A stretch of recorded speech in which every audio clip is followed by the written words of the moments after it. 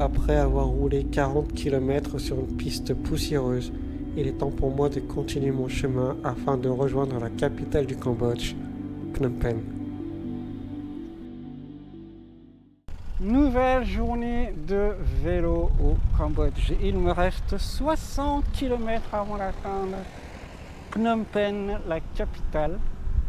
Donc hier soir, j'ai dormi à Kampong Chnang, donc après avoir traversé la rivière en ferry. Et ce matin, j'ai fait 30 km sur la 2x2 voies qui mène à Phnom Penh, depuis Kampong Chnang. À mourir d'ennui, j'étais au bout de ma vie. Je crois que j'ai payé en fait les pots cassés par rapport à la route pourrie que j'ai pris hier. Donc grosse fatigue ce matin. Et là en fait je me suis écarté de la route principale pour prendre des petites routes. Bon, c'est des routes en terre bien entendu, mais c'est tellement plus intéressant.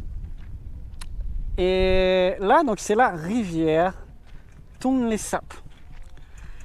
Et alors j'ai appris quelque chose hier. C'est que la rivière Tonlé Sap, c'est la seule rivière au monde, c'est la seule, qui change 2 fois de sens du courant chaque année. C'est-à-dire qu'en fait, là, Phnom Penh se trouve par là, donc la mer se trouve par là, sauf que là, en fait, il y a une espèce de bouteille d'eau dans l'eau, je ne sais pas si on voit bien la caméra. Et en fait, le courant va dans ce sens-là, alors que la mer, elle est par là, je le rappelle.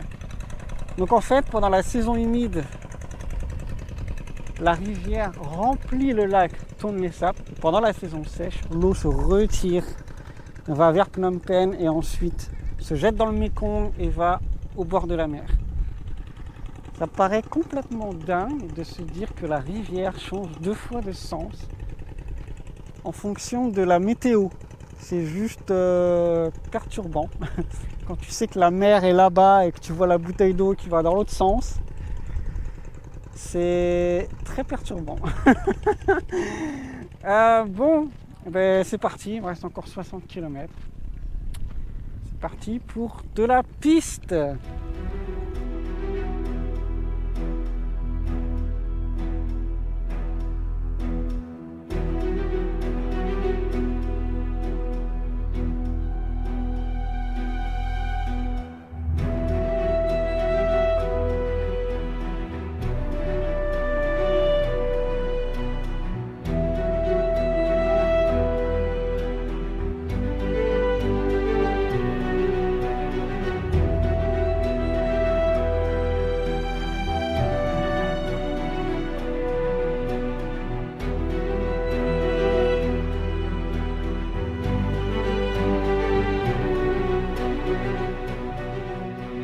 Bienvenue à Phnom Penh, capitale économique et politique du Cambodge. La population de Phnom Penh est équivalente à celle de Paris.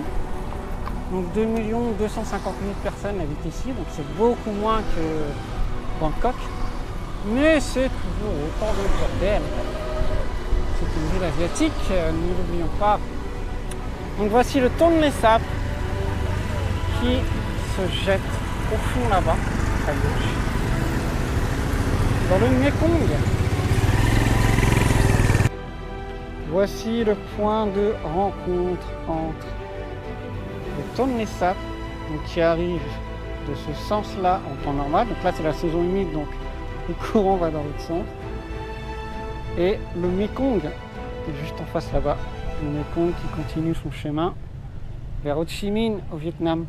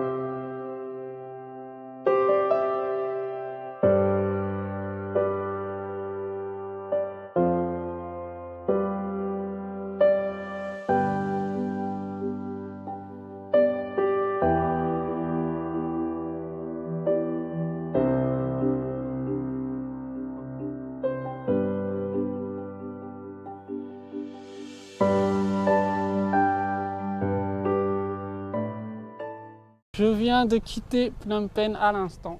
Donc la ville se trouve là-bas, juste derrière le Mekong. En fait, le Mekong remonte jusqu'au Laos. Et en fait, le plan, ça va être de suivre le Mekong pendant quelques jours. Et ensuite d'aller au Vietnam. Seulement, il y a plusieurs frontières pour aller au Vietnam. Et elles ne sont pas toutes ouvertes aux touristes. Donc je vais voir par où je vais passer. Je me donne le temps de réflexion. En tout cas, changement de décor, hein, changement d'ambiance direct. Là, c'est beaucoup plus rural. Ce qui est drôle, c'est que Phnom Penh s'est développé uniquement sur la rive ouest du Mekong. Et côté est, c'est des petits villages comme ça. Donc c'est parti pour une nouvelle journée. Je vais longer le Mekong et voir ensuite pour traverser la frontière et aller au Vietnam.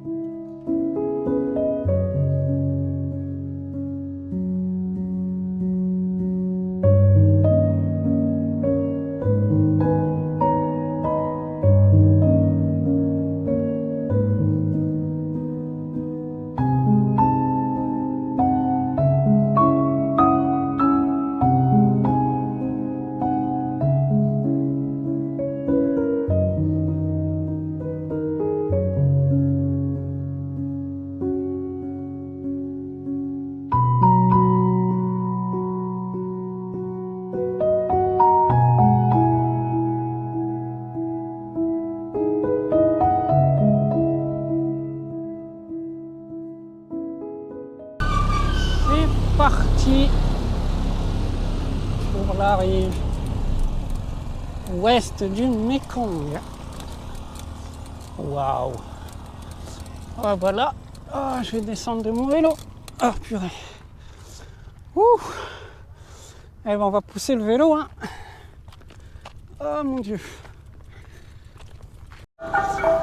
Bon, c'est la fête au village! Alors je sais pas ce qui se passe. C'est un mariage ou... Mais c'est la fête. Donc ça c'est une école.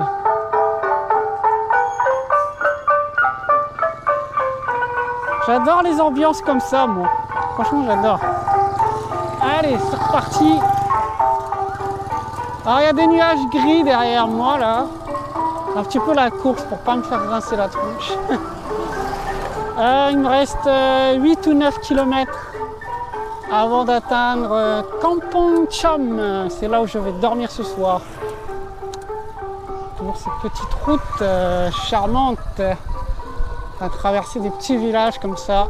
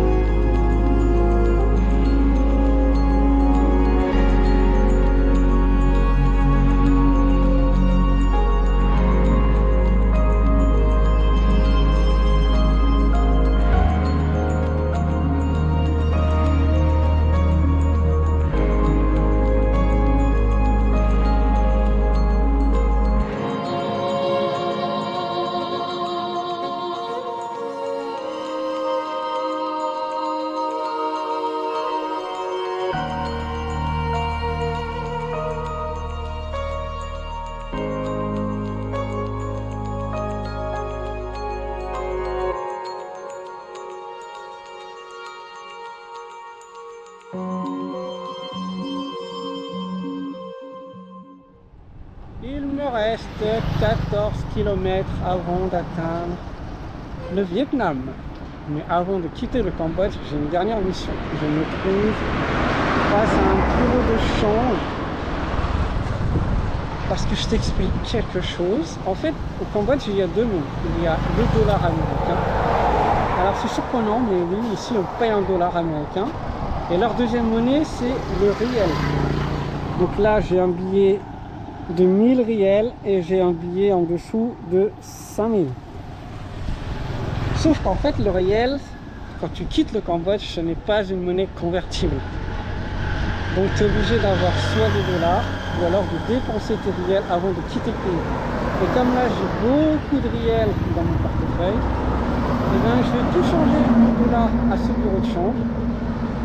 Comme ça, demain matin, lorsque j'arrive au Vietnam, et ben, j'aurai des dollars US que je pourrai convertir sans aucun problème dans la monnaie locale. Donc ben, c'est parti, mission changement de monnaie. J'ai mes dollars américains, 107 dollars très exactement, ce qui fait environ 445 000 riels. C'est très compliqué hein, pour compter avec les riels. Voilà, les dollars c'est beaucoup plus simple, j'ai 107 dollars. Voilà. Bon bah maintenant je suis pareil pour aller au Vietnam. Donc je vais me rapprocher tranquillement de la frontière, trouver un petit coin pour dormir et me préparer pour demain. Bon, j'ai décidé de passer la frontière Cambodge-Vietnam aujourd'hui. Ne pas la faire demain, il est à peine 15 h, donc j'ai largement le temps de faire le côté paperasse, on va dire. Donc j'ai déjà changé mes dollars américains contre des dong vietnamiens. Et la frontière se trouve juste là, en fait, à moins d'1 kilomètre. Donc je vais la passer. Normalement, j'ai droit à 45 jours de visa gratuit. Donc on va voir ce que le douanier va me donner. C'est parti pour le Vietnam!